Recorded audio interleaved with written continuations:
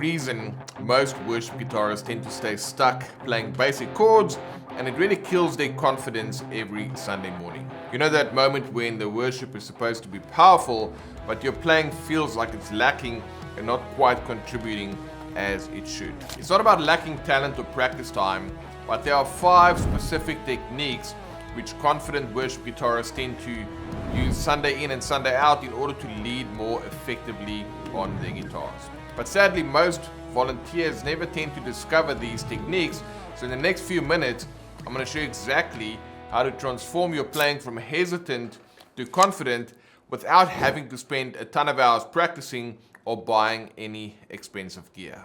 Now, the first technique we're going to check out, this is what really separates messy, amateur sounding guitar parts from that clean, professional tone that you hear on the latest worship albums. You see, proper muting is the foundation of confident playing, and it's really going to eliminate those embarrassing string noises that can kind of make you feel self-conscious during quiet worship moments.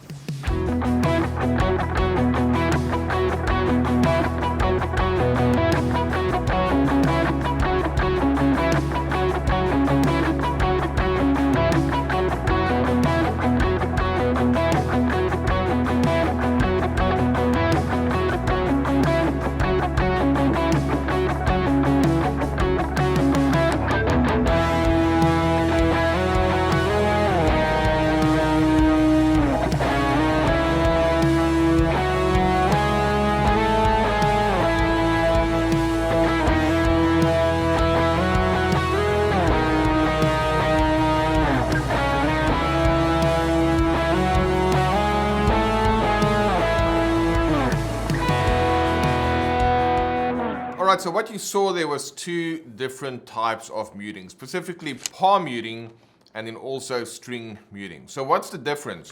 Well, if you look at palm muting, that's when I take this side of my palm, almost like a karate chop, and then if I put that lightly on my strings, I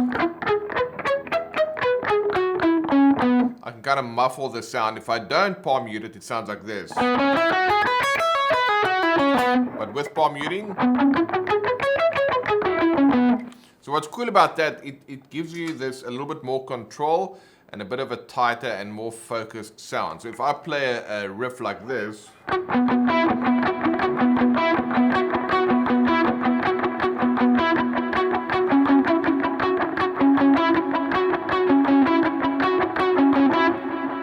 it sounds a lot more like it sits in the mix because I'm not playing all the notes, they're not ringing over each other, and it's not that bright sound, which wouldn't work for a part like this. If I don't mute that part, it will sound like this. You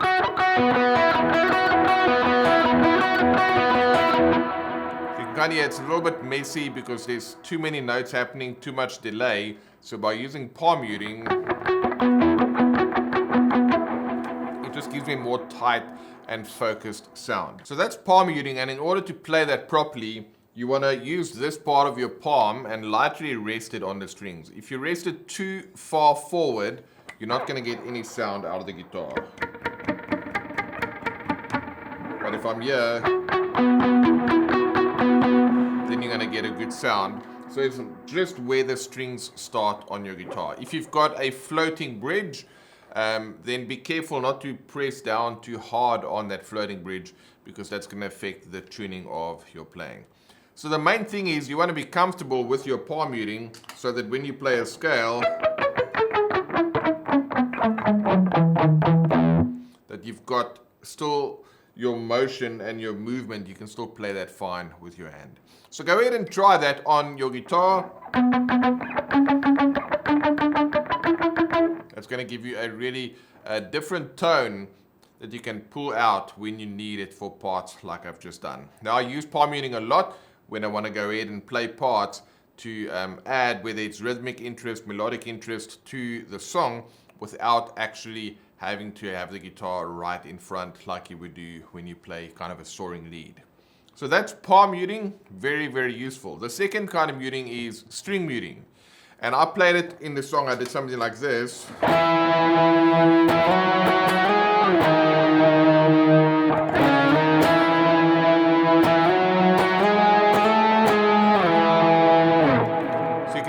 I'm pretty much striking all 6 strings, but you're only hearing 2 of those strings ring out. And the reason for that is because I'm specifically touching some of the strings with my fretting hand so that they don't ring out. Because as you know, if you touch the strings like this, there's not going to come any sound. If I don't touch the strings, it's obviously very noisy and very messy. But sometimes you want some strings to ring out, but others to be quiet.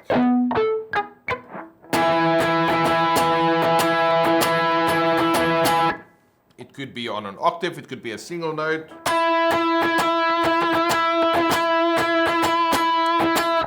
It could be a chord, whatever the case may be. We've got a deep dive in exactly how to use string muting, so if you want to look into that, check out the video link in the description. But in essence, you just want to find the difference between fretting some strings. In this case, I'm fretting string 7, fret 7 on string 5, and fret 9 on string 3. And then string 6, string 4, string 2, and string 1, they are being touched by these other fingers so that they don't ring out. Sometimes if you're playing in a specific key, an open string could actually add like a nice vibe. So for example, if I'm playing in E, then all those open strings really add a nice touch. But if I were to do that in E flat, for example, that's going to sound very bad, which is why you want to be really intentional and purposeful about muting the strings when you are playing. So one thing for electric guitar that's going to be common in worship scenarios is when you are strumming, it brings a lot of power and drive and rhythm to the song you're playing, but you want to be able to really dig in and play with confidence without worrying about what happens if I strike a string that I shouldn't be striking. You don't want to be walking on eggshells when you play guitar with a dirty tone. You just want to have the control to decide which notes should ring out and which notes shouldn't. So there you go. That's our first technique, which is palm muting and string muting, which will allow you to get a more tight and focused sound on the guitar. And when you actually go ahead and strum, whether it's single notes, whether it's octaves, whether it's chords, that you have the control to mute strings that should not be ringing out. Now our next technique transforms rigid and robotic playing into flowing and emotional expressive parts. You see, proper articulation is what makes your guitar sing during worship, turning even simple chord progressions or just simple notes on the guitar into really moving and professional sounding parts. I mean, the Bible says you need to sing unto the Lord a new song, and you can actually sing on your guitar by emulating the human voice to give it more of a vocal quality. And just think about that for a second. When we are playing on Sundays,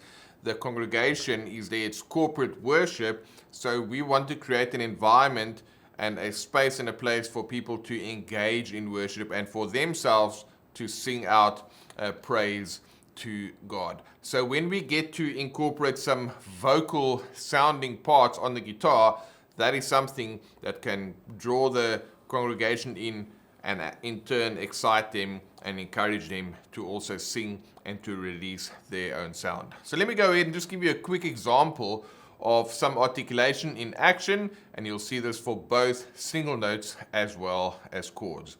Afterwards, I'll break it down for you. I'll show you the different types of articulation techniques and when to use them in a worship context.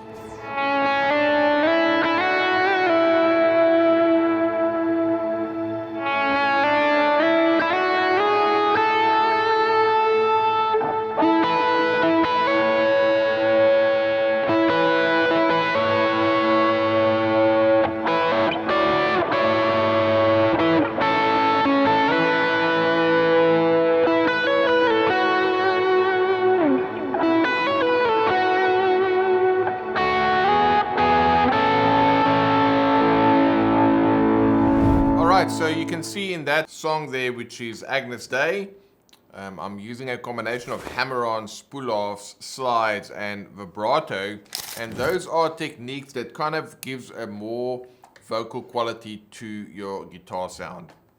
On the guitar, obviously we're striking the strings, so if I just take off my delay here, That's the way that we sound a note.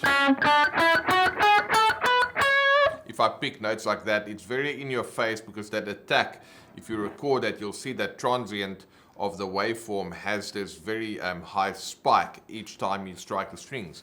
But think about when people talk, or when people sing, or when a violin player or a cellist plays. It's much more of a smoother legato sound, which is smooth and connected, as opposed to these explosive sounds like we get when the pick strikes the guitar, especially when you have a dirty tone. So what I'm then using in that scenario there is a hammer-on is when I strike a string and I hammer on to the next note. So I'm actually getting two notes there, but I'm only picking it once, so the second note sounds a bit smoother. Pull-off will be that in reverse. So I can combine hammer-ons and pull-offs together.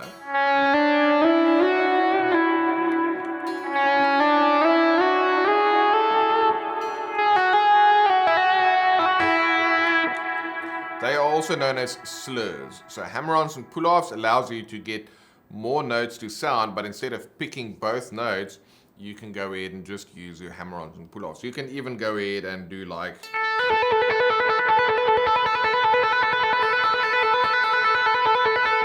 kind of sound the notes like that for as long as you want, because you are generating additional sounds of the notes without picking them. Now slides is similar to a hammer-on or a pull-off, but like a hammer-on will hammer onto the note,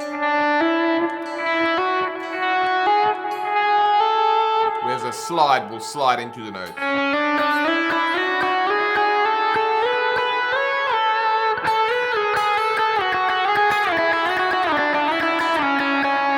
I can slide in and I can slide up and down with my notes.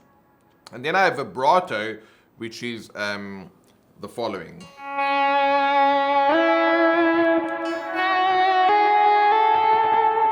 Much like a singer would use vibrato, they would sing a note and then the voice starts shaking a little bit in order to kind of give it that lyrical quality. Now, on the guitar, vibrato is a rapid variation in pitch. So I'm kind of like bending the note up and down. If I do it slow, that's kind of what happens. It doesn't sound good when you do it slow like that, because you're bending the note out of tune and then releasing it back to where it was. But if you add the right speed, that rapid variation in pitch,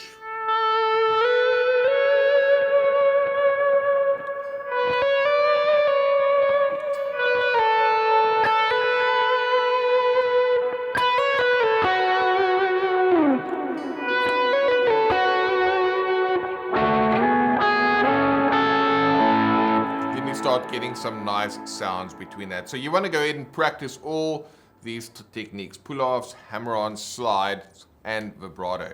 Now, when do you use this in a worship context? Well, there's no hard and fast rules to say if you play this part, you must use hammer-ons and that part is slides and vibrato. It's kind of like when you speak to somebody. You just, depending on who you're speaking to, what you are saying, and how you're feeling, you are going to say things in a different way. So kind of think about articulation. Like even when we use language, you have to articulate something properly in order for someone to understand you. When you are playing guitar, stop thinking of it as just techniques and notes and rhythms and sounds. Think of it as a conversation, like you are saying something, and how might you better articulate something. So if I played this song, for example,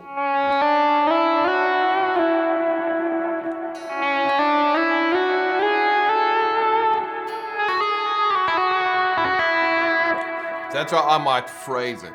And you can see I'm only picking the strings every once in a while. For the rest of the time, I'm using hammer-ons, slides, pull-offs, and vibrato to kind of make the parts sing a little bit more. And I do that by removing the attack of the notes. So I'm not picking every note, because if I did pick every note, it would sound like this.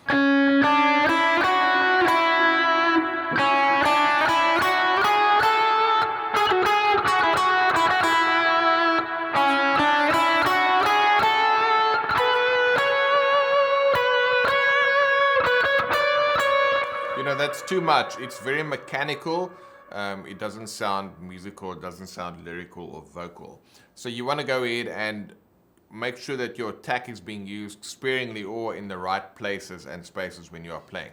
Now, to practice these, the simplest way that I can give you to practice them is to kind of find a key that you're going to practice them in, and then just start playing the scale on one string up and down, and then you can just do just hammer-ons and just pull-offs and just slides and also vibrato. So let me go ahead and show you how I might do that if I play the A major scale, starting here on the C sharp. On the B string, I'm just going to kind of play it up and down the string like that. Let's go ahead and do that first of all right now with just hammer-ons.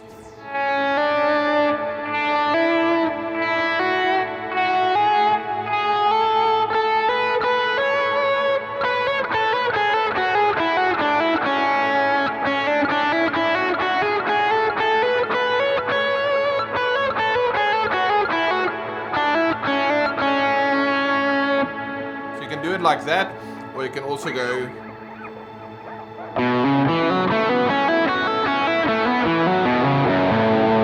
on a scale as well. I like to do it on one string because then I get to practice my hammer-ons. I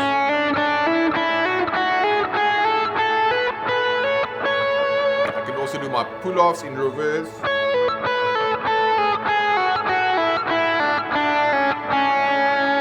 I can slide up. I can slide down.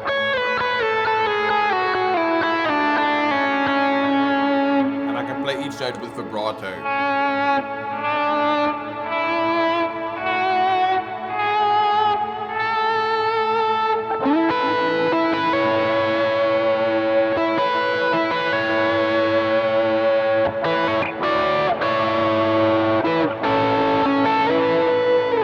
Case, you can see me just practicing it up and down so that I can start getting my hammer-ons and my pull-offs to sound like it's actually working with the notes that I'm picking. The mistake is when you pick a note and the note that you're hammering onto, if that doesn't have enough attack, it's not going to sound out. So you kind of want to get your picked notes and your slurred notes, which is hammer-ons and pull-offs, to sound equally as loud.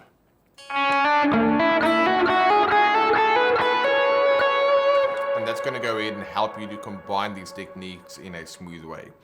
Like I said, you can also pick a note, do a hammer-on, and then a slide. So that's a cool way to combine them.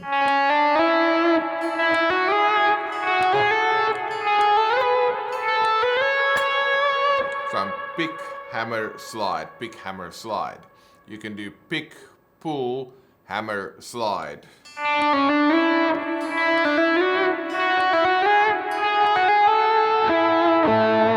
That's when you can start to add some expression to your playing, and like you can also do this with chord progression. So I did this with these dyads,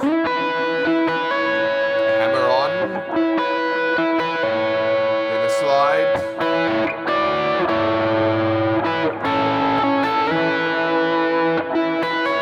hammer on and a pull off, a slide,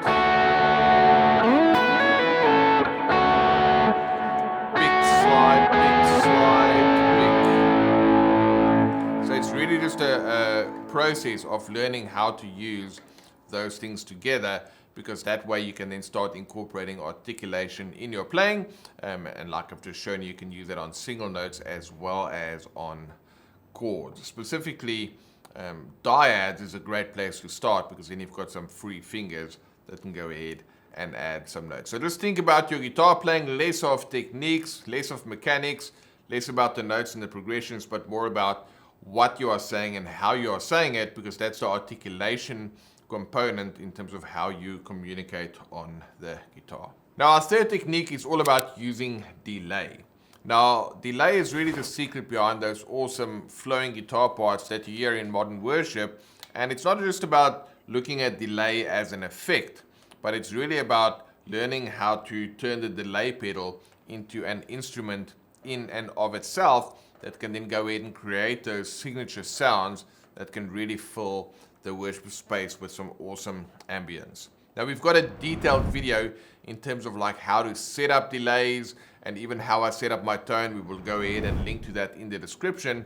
But for now, all you need to know is that in essence, if I just have a dry sound like this, you're just going to hear my note once. But if I have my delays on,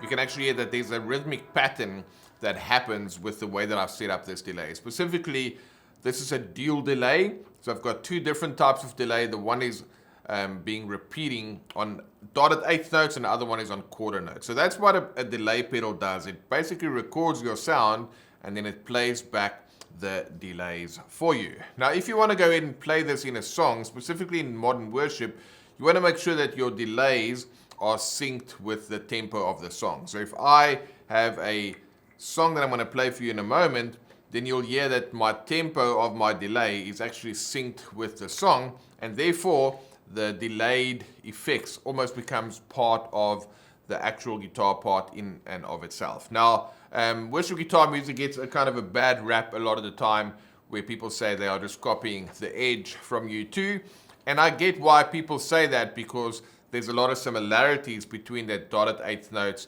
and, there is obviously a lot of people that copy specific sounds in order to, play something that fits well with a song.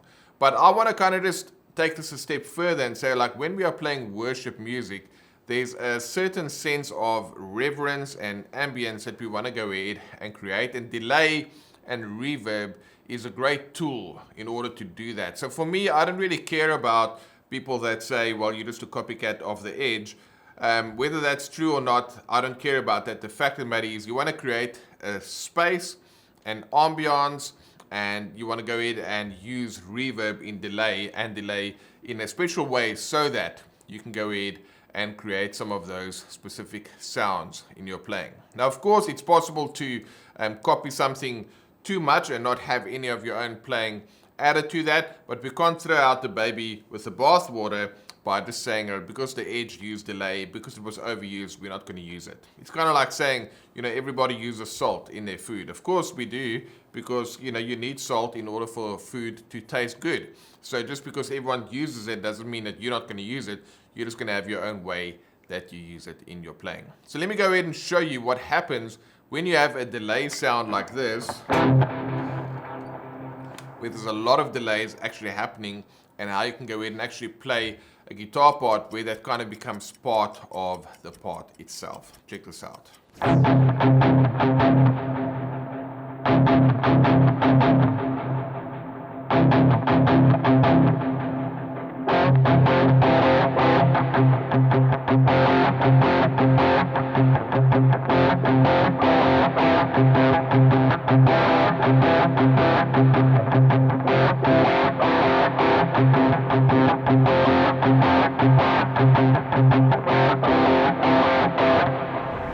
Alright, so that's a riff from Raise a Hallelujah, and there's actually different ways of playing that riff, because on the recording they've got one guitar just doing kind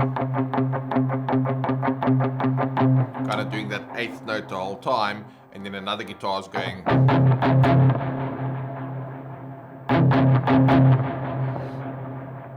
And when you combine these two together, it actually gives you a really cool sound. Now, if you want to, you can also try and combine that.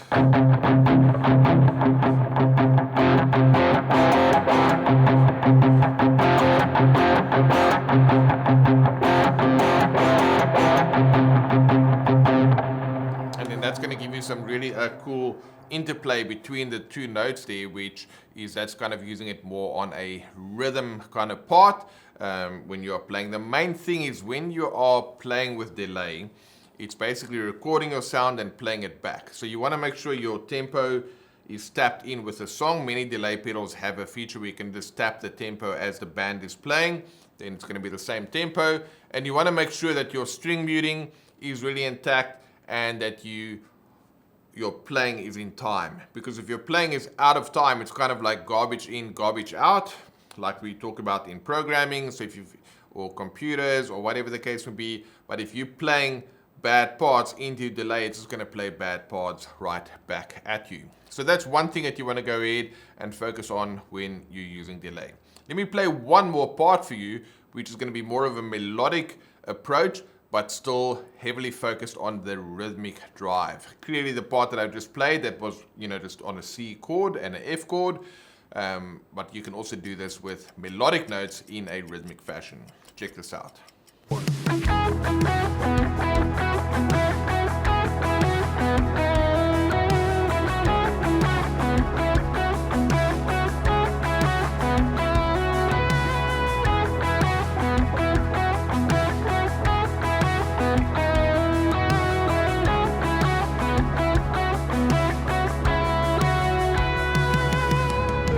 Alright, so that was just a single note part.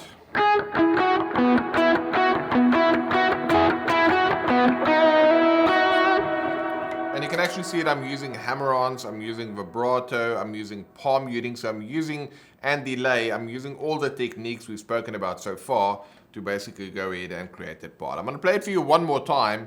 While I'm playing it, I'm going to turn the delay off, and I'm going to turn it back on, and then you can actually see the effect that delay has on that sound. Sometimes you want to play what you play, and then the delay is just going to kind of give you a little bit of ambience and a little bit of space.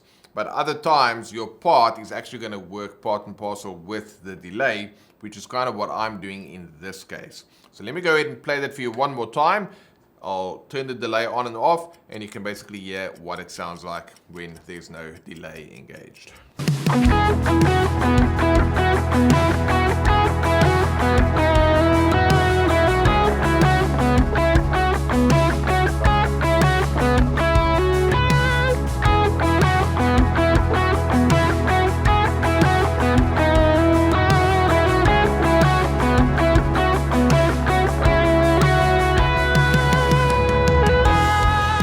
Alright, so you can clearly hear that the delay kind of plays a big part in terms of how I'm playing my notes, how I'm playing with the delay, and how that all becomes one part together. So that's a great thing to go ahead and learn how to use more rhythmic delays, whether you're going to play chords like the Raise Hallelujah example, or whether you're going to do more rhythmic / melodic ideas with a solid delay like that. Now our fourth technique, this gives you the versatility to handle any worship situation confidently, whether you're the only guitarist in the band or whether there's multiple guitar players. Now I'm talking about hybrid picking.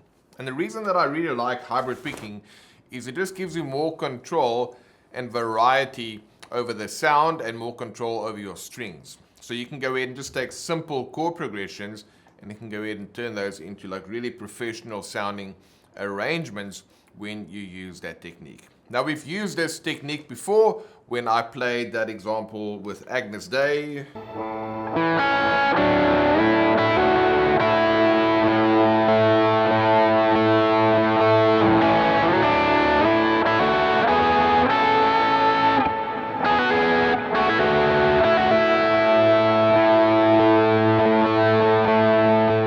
So you can see me using it right there. In essence, is using my pick and my fingers, because I'm picking the lowest note of the voicing with my pick, and then the highest note of the voicing, I'm using my middle finger with that.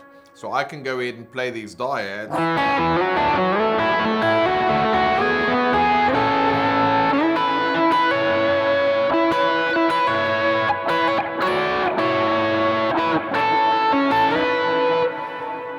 What that allows you to do is, yes, you can play this finger style, then your thumb will play the lowest note and your index, middle, and ring fingers will go ahead and play the other notes. I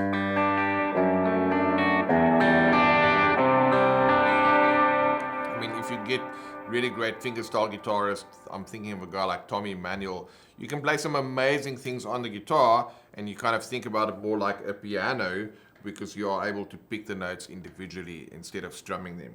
But then you kind of lose that attack that you can get when you're able to strum strings. So that's why I like hybrid picking. You've got your pick over here, but then you still have two free fingers. So I can play a part.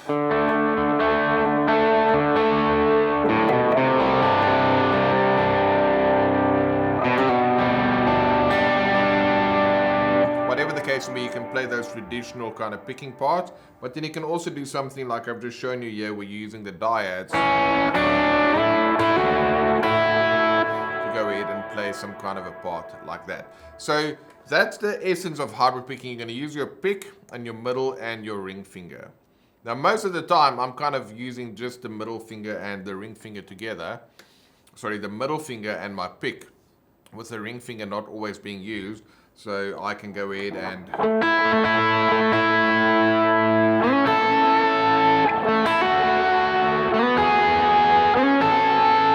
you can play progressions like that just using our 4/2 dyads that we teach on the channel a lot. So you can take any progression, let's just say 4-1-5-6.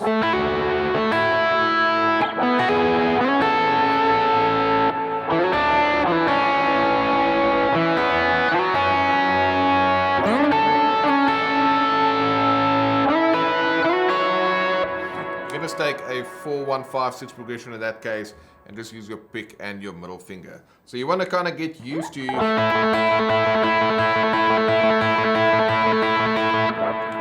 pick finger, pick finger, pick finger, pick finger. So you can do that kind of thing. You can also go ahead and take open triads and play some cool stuff like this.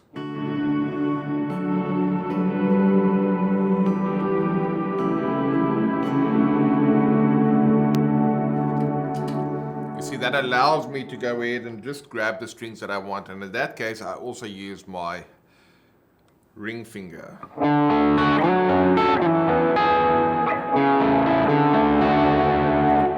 Because the fingers are right there, it's much easier to go ahead and pick those strings than if I were to just use my pick.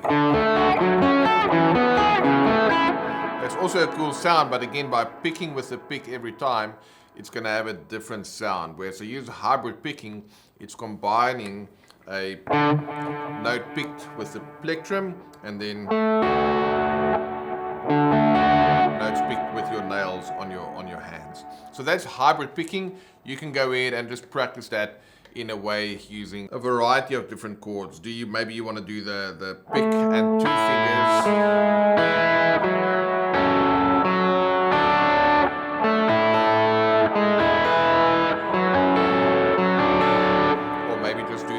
And the middle finger like I've shown you. When will you use standard picking versus hybrid picking? Well, it's really about a preference thing that you want to do. Like for example, if I'm playing that Agnus Dei part, I want to go ahead and play both those strings at the same time, but I don't want to strum them because then it's going to be too much in your face. It's going to be too much attack. So in that case, I'm opting for hybrid picking. And it's also when you're looking for some variety in terms of the sounds that you are playing. And then remember, when you are doing a hybrid picking, you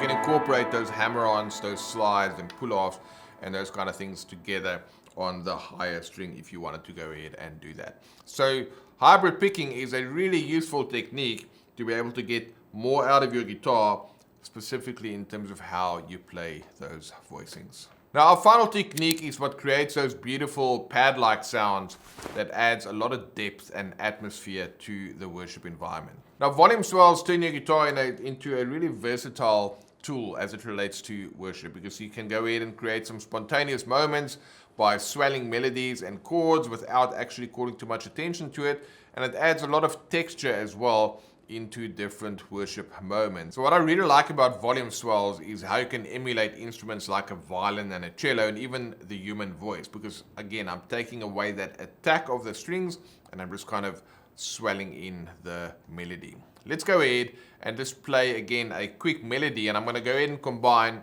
hammer-ons, pull-off, slides, some of those things we've looked at before with articulation, together with a delay that I've got dialed in here, as well as the volume swells. So just pay attention to the screen. We're going to go ahead and put the word pick every time I strike the strings. But for the rest of the time, it's really just a combination of the volume swells that's allowing me to get the sound together with a combination of the hammer-ons and the pull-offs. So check this out.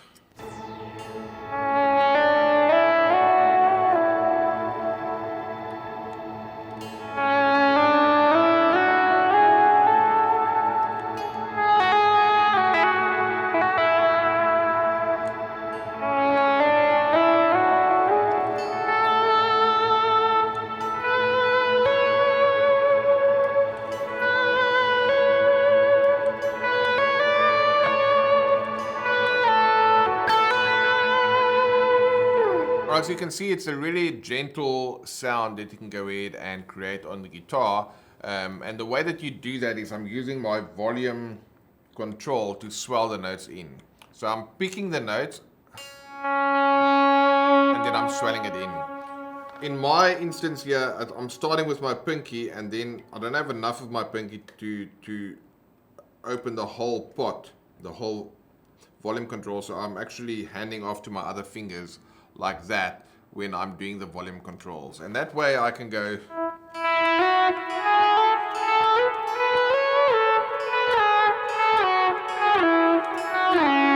kind of want to have that to be a natural extension of your technique in terms of picking the note, and just imagine like you're kind of bowing in the note. Because if you have a cello, you fret the note and you've got a bow in your right hand. As you bow over the strings, that's what's going to sound the note. Now on the guitar, I can strike the string. Now it's vibrating. No one can hear it because my volume is down. But as I'm opening up that volume control, it's like I'm bowing that note right there.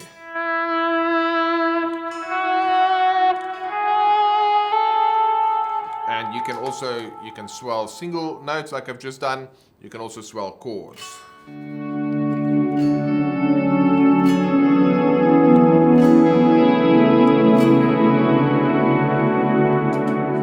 So in essence, what's happening there is I am striking the strings and then I'm swelling it in. Just think of it like you would do when you think about a violin or a cello.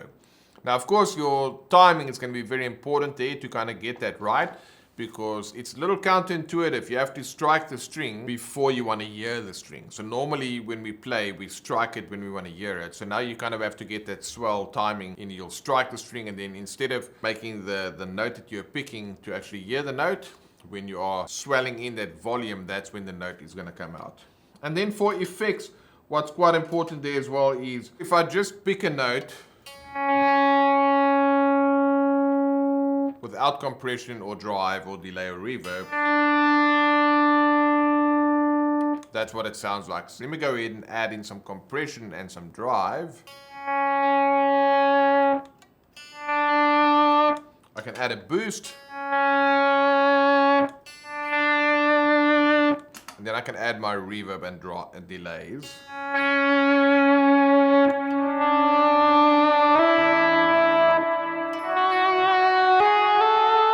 So you can see when I add compression and drive, the note rings out longer, and then when I give delay and reverb, it kind of creates a bit more space. And I can also add vibrato,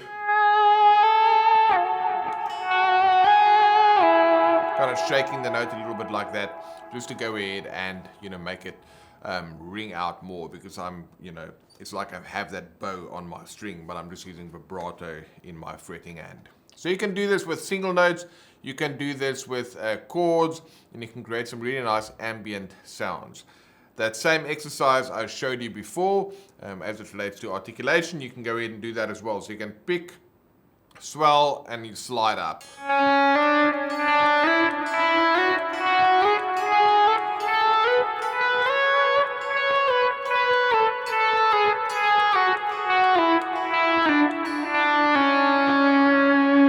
Want to go ahead and find a way to do that without it actually sounding and hearing the attack of the note. I'll play it for you one more time, where I'm just going to do some swells over a 1-6-4-1-5-6 progression in the key of E. Let's go ahead and check that out now.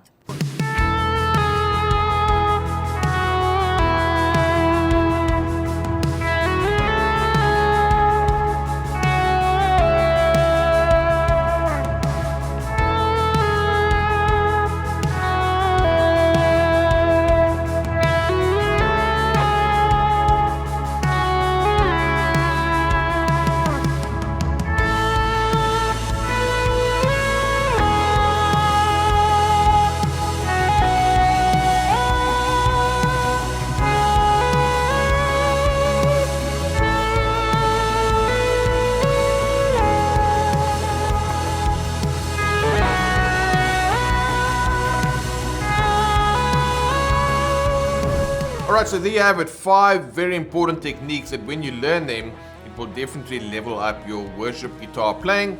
because these are techniques that go over and above the basics of, say, strumming and chord changes. These are specific specialist techniques that you can use to play guitar with more confidence and more competence, as well as more creative expression. Now, one thing that you'll need to have a solid understanding of is triads, which I've used in many of the different examples here today. So if you want to level up your triad game, go ahead and check out this video.